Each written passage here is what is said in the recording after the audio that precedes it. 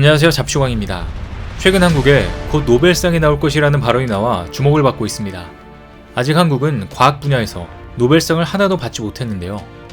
지난해 노벨 화학상 수상자가 현재 한국에 3명의 노벨상 후보가 있다고 밝히면서 그동안 과학 분야에서 노벨상을 25명 배출한 일본보다 한국의 미래가 더욱 밝다고 말하면서 일본에 적지 않은 충격을 주고 있습니다. 그 이유가 무엇인지 자세히 알아보겠습니다. 현재 아시아에서 노벨상 하면 떠오르는 곳은 일본입니다. 일본은 물리, 생리의학 분야에서 2014년부터 3년 연속으로 2018년과 2019년에도 화학, 생리의학 분야에서 수상자를 배출했습니다. 전체 수상자 수로 일본은 아시아 1위이자 과학에 한정할 경우 세계 5위, 21세기 이후로는 미국에 이어 두 번째로 많은 수상자를 냈습니다.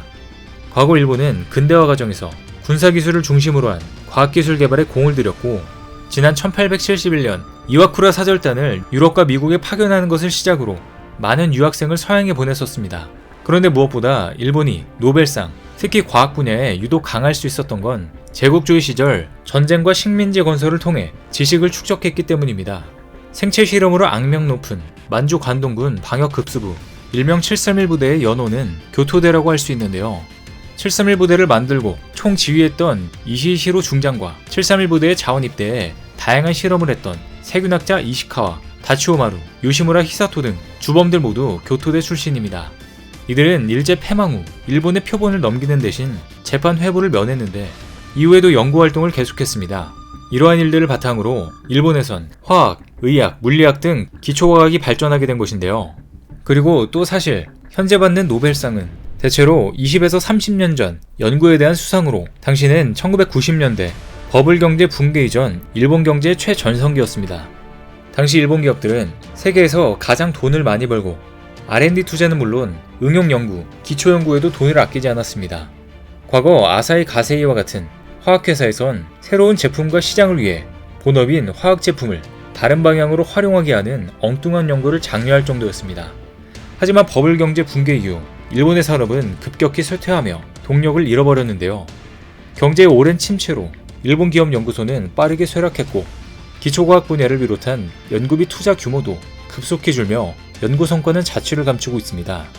즉 일본은 과거 연구 황금기의 성과가 끝나게 되면 기초과학 분야의 쇠락은 정해진 수순으로 더 이상 희망이 없다는 분석이 나오고 있는데요. 뿐만 아니라 지난 2019년 일본이 도발한 수출 규제 사태에서도 보여줬듯이 한국이 전혀 밀리지 않으면서 한국인들의 자부심은 한층 더 높아졌습니다. 소재 부분 규제로 콧대를 꺾으려던 일본이 오히려 수출 감소로 인해 큰 산업적 피해를 봤지만 한국은 끄떡 없었기 때문입니다. 물론 전체적인 기초과학 수준은 여전히 일본이 앞서고 있는 것은 맞지만 한국과 일본의 전체적인 격차가 빠르게 좁혀지고 있는 것은 분명한 사실입니다. 하지만 이 기초과학 분야에서 일본은 희망이 없는 지는 애인 반면 한국은 뜨는 애로 한국의 미래에는 많은 기회가 남아있다는 게 큰 차이점입니다. 특히 첨단 기술 분야, 국방 분야, 건설 교통 분야, 생명 보건 의료 분야에는 격차가 거의 없을 뿐더러 최근 감염병 팬데믹으로 일본의 IT 후진성이 또 한번 드러났는데요. 예전 것만 고수하고 발전이 없는 태도를 보이는 일본 사회 문제점이 적나라하게 나타나면서 실질적으로 한국의 발전이 큰 주목을 받았습니다. 그리고 이제 앞으로의 미래를 보면 또 한번 얘기가 달라질 것으로 보이는데요. 최근 자연과학 분야에서 일본의 연구 경쟁력이 크게 하락한 반면 한국은 이 기세를 몰아 일본을 따라잡으며 인재 양성에 총력을 기울이고 있기 때문입니다. 니케이에 따르면 최근 일본의 인구 100만 명당 박사학위 취득자 수는 지난 2008년 131명에서 2018년 120명으로 감소했습니다. 반면에 같은 기간 한국의 박사학위 취득자 수는 91명에서 296명으로 크게 증가했습니다.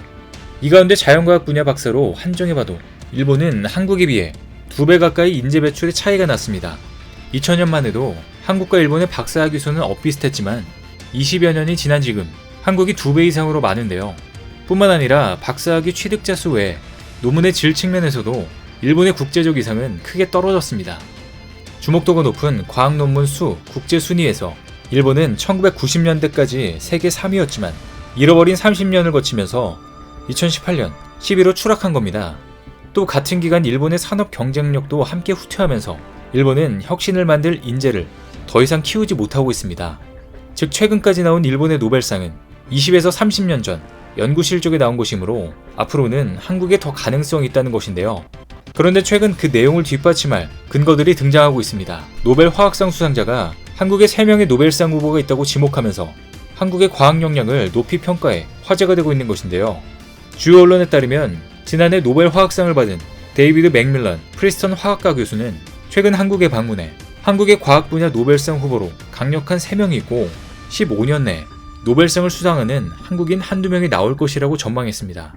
구체적인 인물에 대해서는 밝히지 않았지만 한국의 국가적 과학 역량이 충분하기 때문에 언제라도 노벨 과학상 수상자가 나올 상황으로 본 겁니다. 맥밀런 교수는 노벨상 수상자가 없었다는 이유로 한국의 과학 역량이 부족하다고 보는 견해에 대해 말도 안 되는 생각이라고 일축하기도 했는데요. 또 그는 한국의 GDP 대비 R&D 투자 규모가 5%에 달하는 점을 거론하며 한국의 과학연구 투자 수준이 세계 최상위 수준이라며 지금과 같은 수준의 과학연구 투자를 이어가라고 조언했습니다. 한국이 지난 20년간 과학기술 분야에 급속한 발전을 이뤄 선진국 수준에 이르렀고 이러한 성과들이 곧 노벨상에도 나타난다는 것입니다. 이쯤 되면 과학 발전에 기여한 이들이 받는 노벨상을 한국은 언제쯤 받을 수 있을지 궁금하실 텐데요. 아직 한국인으로서 과학 분야 노벨상을 수상한 이는 없지만 수년 전부터 물망에 오르는 이들은 나오고 있습니다. 작년 9월 미국의 글로벌 정보 분석 기업인 클래리베이트는 노벨상 수상 예측 후보 명단에 한국인으로 유일하게 고려대 이호왕 명예교수를 포함했습니다. 노벨 생리의학상 후보 명단에 든 이 교수는 지난 1976년 한탄강 주변에 서식하는 등줄주의 폐 조직에서 세계 최초로 유행성 출혈열 병원체와 면역체를 발견하고 이 병원체 바이러스를 한타 바이러스로 명명하는 등의 공로를 인정받고 있습니다. 클래리베이트가 문헌과 인용색인 분석을 통해 2002년부터 발표하는 노벨상 수상 예측 후보 명단에 국내 연구자가 오른 것은 이 교수가 5번째였는데요. 클래리베이트는 2014년 카이스트 유용 교수, 2017년 성균관대 박남규 교수, 2018년 울산과학기술원 로드니 루오프 교수, 2020년 서울대 현택환 석좌 교수를 노벨상 유력 후보로 선정했었습니다.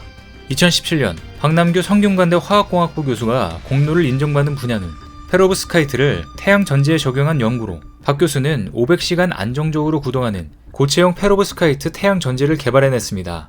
그리고 노벨상 유력 후보로 선정됐던 현택환 서울대 석좌 교수의 경우 온도를 서서히 올리며 반응을 시키는 균일한 나노입자 합성에 성공하며 다양한 곳에 활용되는 나노입자를 원하는 대로 합성할 수 있는 길을 열었습니다.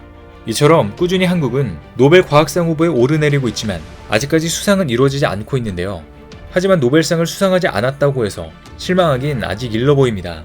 기초과학은 성과가 빛을 보려면 상당히 긴 시간이 필요한데 한국은 일본이 축적해온 시간의 절반도 오지 않았지만 세계적인 영향력을 발휘하고 있는 과학자를 많이 보유하고 있기 때문입니다.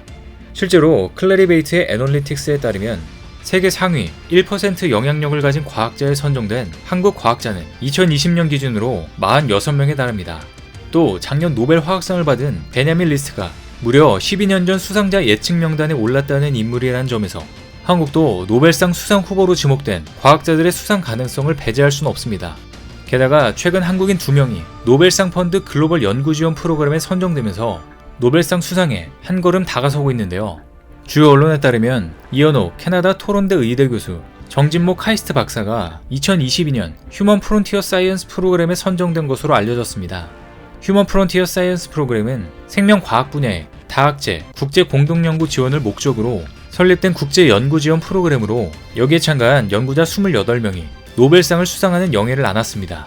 한국은 과거 한강의 기적을 이룬 경제 성장만큼이나 과학 분야에서도 상당한 성과를 내고 있는데요. 앞으로도 한국에서 노벨상 클래스 명단에 오르는 과학자는 점점 더 늘어날 것이며 머지않아 노벨상을 수상하는 쾌거를 이룰 것으로 보입니다. 오늘 준비한 소식은 여기까지입니다. 댓글을 통한 여러분들의 많은 의견 기다리겠습니다. 시청해주셔서 감사합니다.